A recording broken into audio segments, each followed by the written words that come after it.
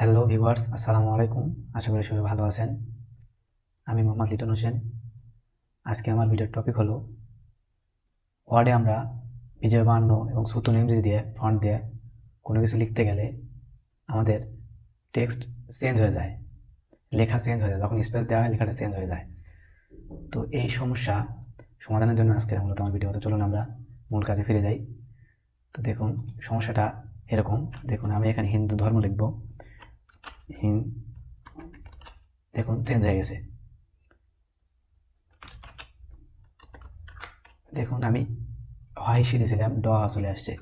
তো চলুন এই সমস্যা সমাধানের জন্য আমরা চলে যাই। তো আমরা অবশ্যই উইন্ডোজ 10 আমি ব্যবহার করতেছি। তো ফাইলে চলে যাব, ফাইলে গিয়ে অপশানে চলে যাব। অপশানে ক্লিক করার পর দেখুন এখানে অপশান আসছে।